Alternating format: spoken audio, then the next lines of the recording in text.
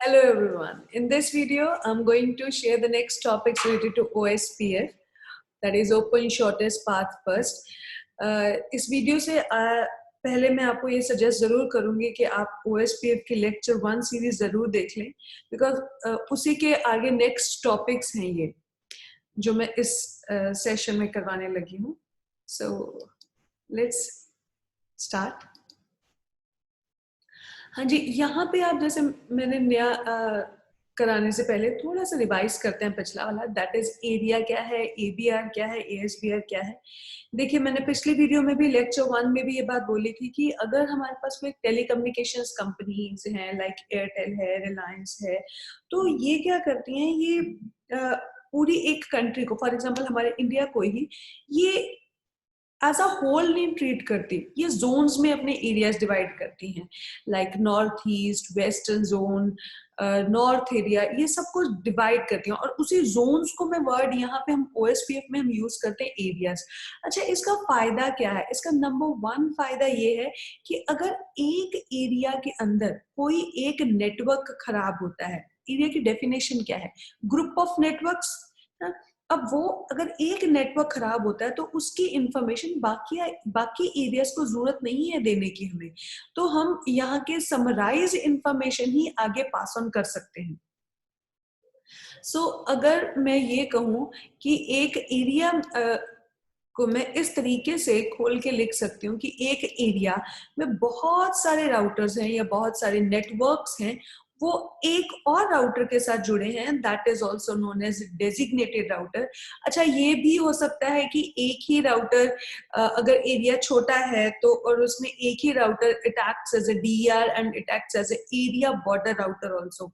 सो इसके पास इंफॉर्मेशन होती है. अब ये डीआर वैसे वर्ड है क्या? Designated router. इसका काम क्या है? फॉर एग्जाम्पल मैं अपनी क्लास में क्या कहती हूँ, फॉर एग्जाम्पल मेरी क्लास में 50 स्टूडेंट्स हैं और मैं हर किसी को ये बोल रही हूँ कि आपने 49 कॉपीज ऑफ योर रिज्यूमे बनानी है, ताकि आप अपनी क्लासमेट्स को बांटे और उनके इनपुट्स लें. अब सोचिए, अगर मैं ऐसे एक पूरी क्लास में ये बोल दूं कि 49 मतलब कॉपीज हर एक ने बनानी है और हर एक ने एक दूसरे को अपनी कॉपीज बांटते रहो कि हाँ ये मेरा रिज्यूमे, ये मेरा रिज्यूमे. दैट मीन्स एक बच्चे ने 49 स्टूडेंट्स को इंटरेक्ट करना, और अगर हर एक बच्चे ने 49 बाकी 49 स्टूडेंट से इंटरेक्ट करना है तो it would create a mess. तो इसके लिए क्या एक सॉल्यूशन हो सकता है कि सारे स्टूडेंट्स एक सीआर को, क्लास रिप्रेजेंटेटिव को ना, वो रिज्यूमेस की कॉपीज पकड़ा दें और वो क्लास रिप्रेजेंटेटिव वो सब में डिस्ट्रीब्यूट करे. फॉर एग्जांपल एक स्टूडेंट है, एबीसी एक स्टूडेंट है, उसने मुझे अपनी 49 कॉपीज ऑफ रिज्यूमे दे दी और मैं वो 49 कॉपीज बाकी सब स्टूडेंट्स में डिवाइड कर दूंगी. इसी तरह बाकी सभी स्टूडेंट्स मेरे को अपनी रिज्यूमे की कॉपीज दे दें और मैं बाकी सभी स्टूडेंट्स में वो डिस्ट्रीब्यूट कर दूंगी. इस केस में ये थोड़ा मैनेज्ड वे रहेगा ना. सो यहाँ पे जो काम होता है that is called DR, designated router. Designated router का यही काम होता है कि वो सबकी राउटिंग टेबल्स अपने पास ले ले और बाकियों को यहाँ से उनके राउटिंग टेबल्स, राउटिंग अपडेट्स मिले, ना कि ये राउटर्स आपस में एक दूसरे को अपडेट्स भेजें. जो भी इनका नेटवर्क डाउन है, अप है, जिसके साथ ये कनेक्टेड है, वो सारी इंफॉर्मेशन किसके पास जाए? डीआर के पास, डेजिग्नेटेड राउटर. अब क्योंकि इसका रोल बहुत इंपॉर्टेंट है तो हम अब इसका एक बैकअप भी क्रिएट करते हैं, जिसको बोला जाता है backup designated router. Backup designated router. अब जब ये बैकअप डेजिग्नेटेड राउटर, ये अगर डेजिग्नेटेड राउटर कभी खराब हो जाए तो ये BDR will play its role. So that's the work of DR and BDR. अब ये ईबीआर का काम क्या है? दैट इज रूट समराइजेशन, जो इस पूरे एरिया की रूट समराइज करके आगे एरिया 0 को पास ऑन करेगा. यहाँ पे एक टर्मिनोलॉजी बहुत इंपॉर्टेंट है, that is topology table and routing table.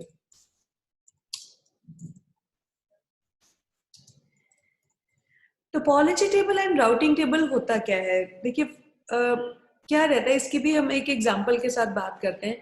For example मैं आप लोगों को कह रही हूँ कि चलिए आज हम सब लोग एक जगह पे मिलेंगे, लेट्स से किसी एक नेशनल पार्क में हम मिल रहे हैं सारे, ठीक है। अब आप लोग सभी डिफरेंट डिफरेंट जगह से आएंगे, बट मैं आज की डेट का मैं गूगल मैप्स को भूल जाती हूँ।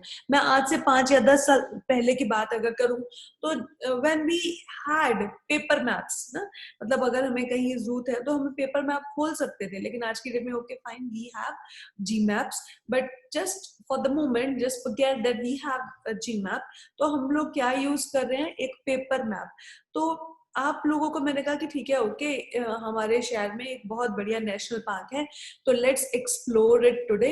तो आप प्लीज सभी अपनी अपनी जगह से आप मेरे इस शहर में आइए और we will explore it together. तो आप लोगों के पास रास्ते अलग अलग होंगे आप लोगों के ना, because somebody will come from Delhi, someone will come from Chandigarh and someone will come from Jalandhar।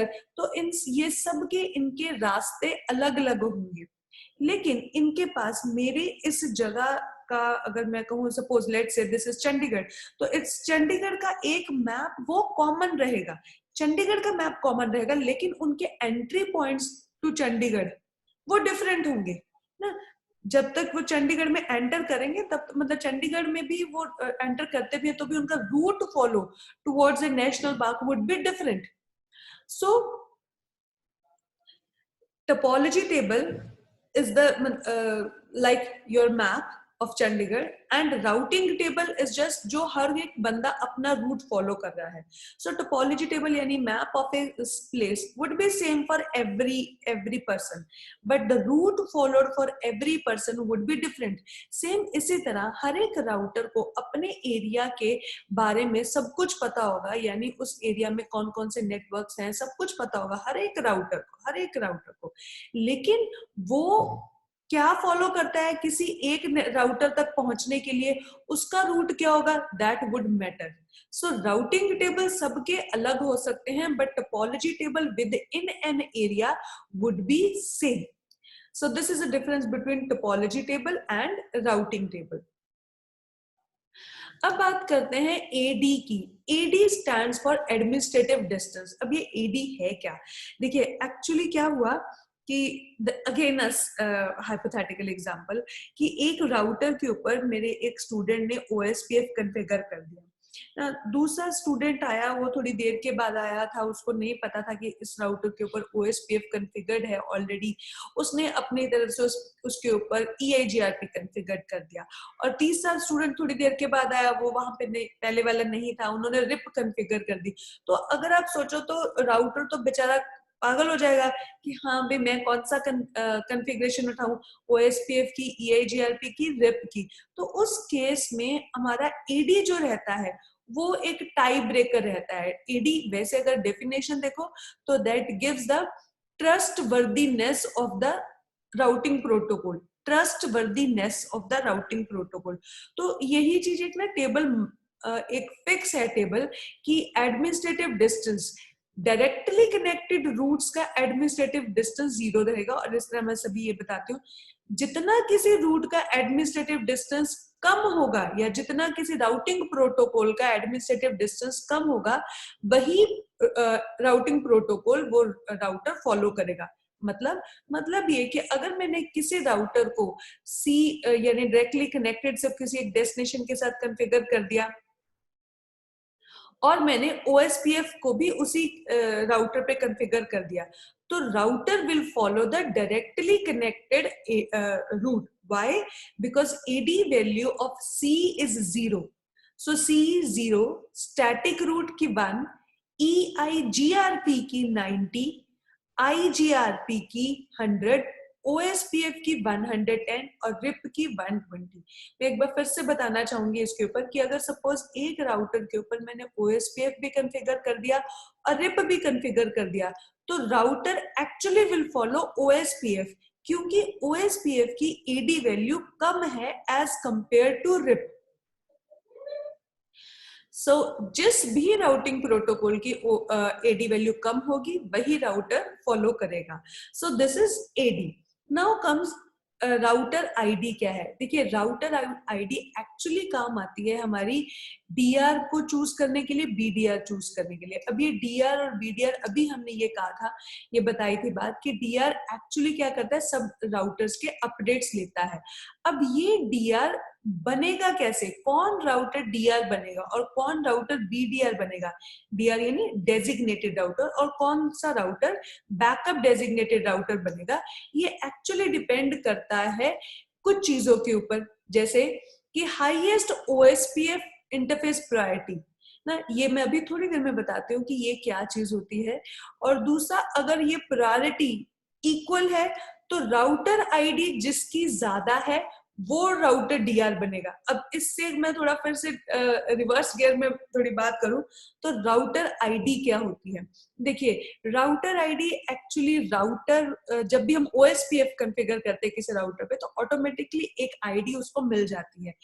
अब आप कहो कि मैंने तो ओएसपीएफ कॉन्फ़िगर कर भी लिया, मैंने टोपोलॉजी के साथ पिंग भी कर दिया, इवन तो मुझे तो कहीं राउटर आईडी की जरूरत नहीं पड़ी।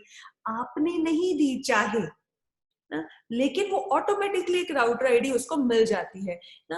अब होती कैसी है, देते कैसे हैं? तो सिंपली राउटर OSPF1 अगर आप देना चाहो तो router ID, router hyphen ID, आप कोई भी आईपी एड्रेस की तरह एक आईडी देंगे। और उसके बाद अगर ये 255, इसका मतलब ये है कि यानी /32। वाई? बिकॉज यहाँ पे मुझे कोई भी होस्ट के लिए कुछ जगह नहीं छोड़नी, मुझे एग्जैक्ट यही आईडी चाहिए as a router ID. So I won't leave this any octet और any bits left for host. So router ID ऐसे देते हैं, फाइन। और अगर सपोज मैंने राउटर आईडी नहीं दी तो क्या होएगा? राउटर आईडी क्या करता है? Highest IP of any loop back address. Loop back address क्या होता है ये नेक्स्ट वीडियो में मैं बात करूंगी।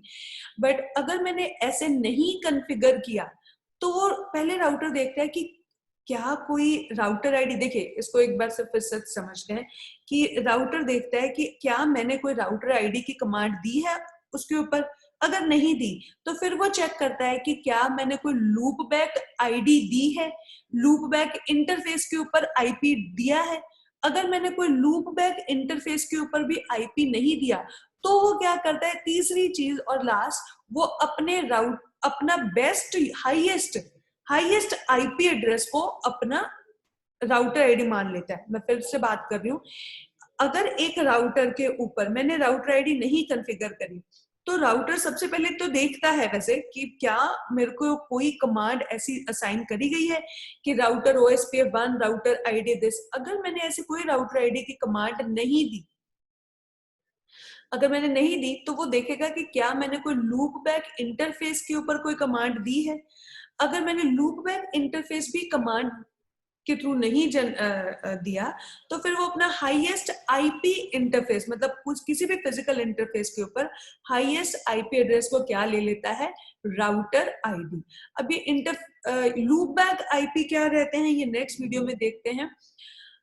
यहाँ पे मैं सिर्फ थोड़ा सा ये बताऊंगी कि डीआर के इलेक्शन में राउटर आईडीज काम आते हैं, और प्रायोरिटी भी अगर आप किसी इंटरफेस की सेट करना चाहो तो you can set like this: high interface serial 0x0 IP OSPF priority, और कोई भी नंबर इसमें से।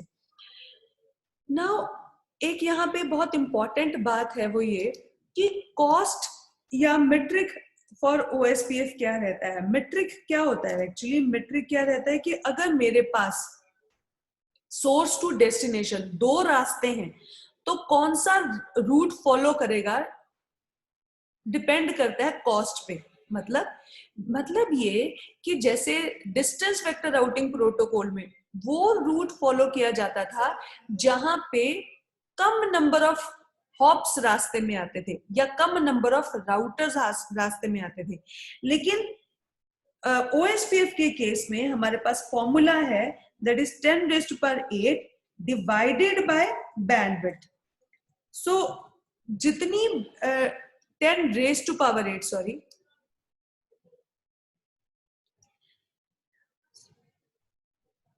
This is a formula for calculating cost. So source to destination, suppose अगर router 1 से router 7 तक जाना है तो router 1 से router 2 से router 3, router 3 से 4, सबकी bandwidth total करके और divided by 10 raised to power 8 divided by bandwidth, जो वैल्यू आएगी वो उस रास्ते की कॉस्ट होगी. सो जिस रास्ते की कॉस्ट कम होगी वही रास्ता फॉलो किया जाएगा इन केस ऑफ OSPF.